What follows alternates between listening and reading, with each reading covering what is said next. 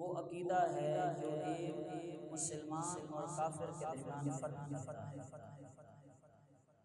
عقیدہ توحید کے بغیر کوئی انسان نجات نہیں پا سکتا۔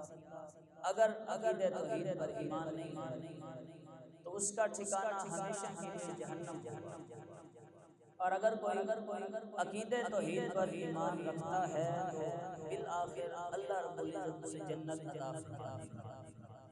خالق کائنات نے یہ زمین و آسمان بنائے، شجر و حجر بنائے، جنگلات بنائے، سمندر بنائے، اربوں سال ہو گئے اس کائنات، تب سے یہ کائنات اپنے ایک منظم طریقے پر چل رہی ہے۔ دن اپنے وقت پر آ رہا ہے، رات اپنے وقت پر آ رہی ہے، یہ سورج اور چاند، یہ ستارے اپنے اپنے وقت پر کام کر رہی ہیں، یہ اپنے مدار سے باہر نہیں جا رہی۔ تو یہ ساری چیزیں اس بات کی گواہی دیتی ہیں، اس بات کی دلیل ہے کہ اس نظام کائنات کو چلانے والی ایک ذات ہے، کوئی تو ہے جو نظام ہستی میں چلا رہا ہے، وہی خدا ہے۔ اللہ وحدہ لا شریک سورہ اخلاص کے اندر توحید کو بیان فرماتا ہے۔ سورۃ النحل کے اندر یہ اللہ رب العزت آیت نمبر 22 کے اندر ارشاد فرماتا ہے، الہکم الہ واحد، تمہارا الہ ایک ہے، یعنی جس کی تم نے عبادت کرنی ہے وہ ایک ہے۔ توحید کا اصلی ہے کہ توحید ہے کیا؟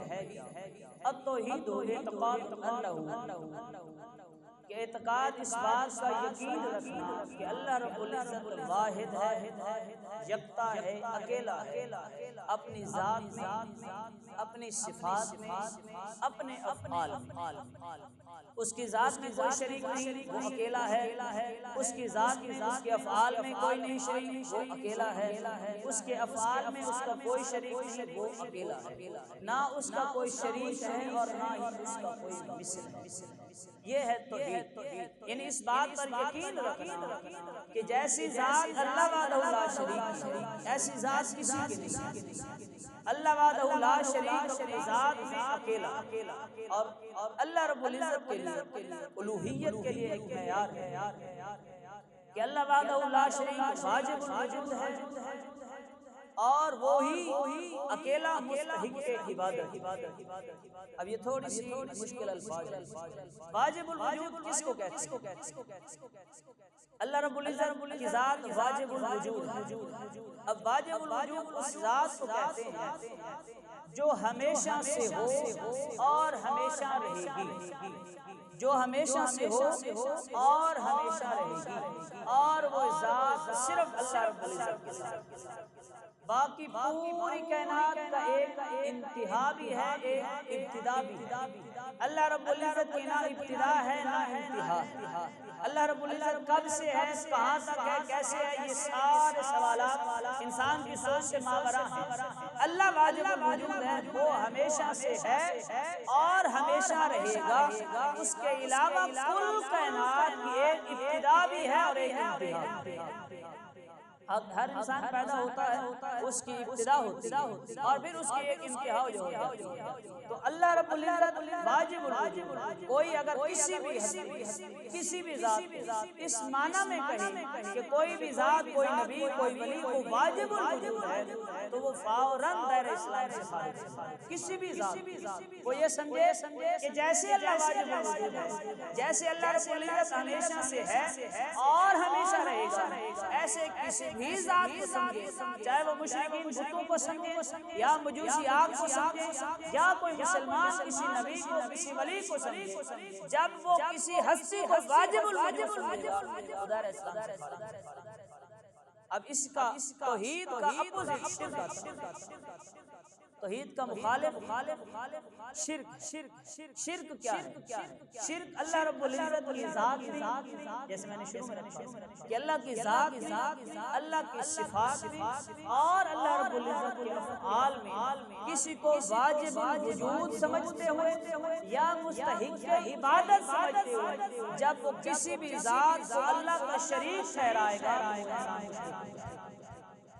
لیکن اس میں معیار الوہیت دو چیزیں ہیں، ایک کہ جس پر کوئی انسان فتویٰ لگا رہا ہے کہ یہ مشرک ہے، اسے دو چیزیں ثابت کرنی پڑیں گی کہ یہ جس کے بارے میں فتویٰ لگا رہا ہے وہ کسی ہستی کو، کسی نبی کو، کسی ولی کو وہ واجب الوجود سمجھ رہا ہے کہ یہ نبی، یہ ولی، یہ اللہ کے ایک ہستی، یہ ہمیشہ سے ہے اور ہمیشہ رہے گی۔ اور دوسرا اسے یہ ثابت کرنا پڑے گا کہ میں جس پر مشرک ہونے کا فتویٰ لگا رہا ہوں یہ اس ہستی کو مستحق کے عبادت سمجھتا ہے، یہ اس نبی کی، اس ولی کی، اللہ کے بزرگ کی یہ عبادت بھی کرتا ہے اور اس کی عبادت کو حق بھی سمجھتا ہے۔ تو یہ دو چیزیں ثابت کرنا اصل میں یہ اللہ رب العزت کے محبوب علیہ السلام نے بشارت دی کہ مجھے تم پر شرک کا کوئی خوف نہیں۔ اب آپ یہ جو ساری گفتگو سن رہے ہیں آپ کے ذہن میں یہ خیال آئے کہ ایسا تو کوئی نہیں سمجھتا کسی بھی نبی کو، کسی بھی ولی کو، کسی بھی اللہ کے نیک بندے کو نہ تو کوئی واجب الوجود سمجھتا ہے، نہ خدا سمجھتا ہے، نہ اس کی کوئی عبادت کرتا، کوئی بھی نہیں کرتا۔ کوئی بھی مسلمان، ادنا سے ادنا مسلمان، کم علم سے کم علم مسلمان بھی کسی نبی کو، کسی ولی کو نہ تو واجب الوجود سمجھتا ہے اور نہ ہی اسے مستحق کی عبادت سمجھتا ہے کہ اس کی عبادت کی۔ تو اصل میں یہ مسئلہ شروع کہاں سے؟ اصل میں نیچے سے پتے شروع ہوئے۔ لوگوں نے سب سے پہلے لوگوں کو اولیاء اللہ سے متنفر کرنے کے لیے اولیاء اللہ کو یہ سمجھایا کہ جب تم دربار پر جاتے ہو، جب تم مزار پر جاتے ہو تو تم شرک کرتے ہو۔ ولیوں سے شروع ہوئے، ولیوں سے گزرتے گزرتے اوپر چلتے گئے وہ اللہ رب العزت علیہ السلام کی ذات تک سیڑھی نیچے سے اوپر چلتے کہ جب اولیاء اللہ کی دربار پر جانا، وہاں پر جا کر اللہ سے دعا مانگنا، اس کو شرک قرار دیا، ساری امت کو مشرک قرار دے دیا۔ پھر چلتے چلتے مصطفیٰ کی ذات تک پہنچے کہ مصطفیٰ کریم صلی اللہ علیہ وسلم کی ذات میں، آپ کی صفات میں یہ عقیدہ رکھنا، اگر کوئی یہ عقیدہ رکھے تو وہ مشرک ہے۔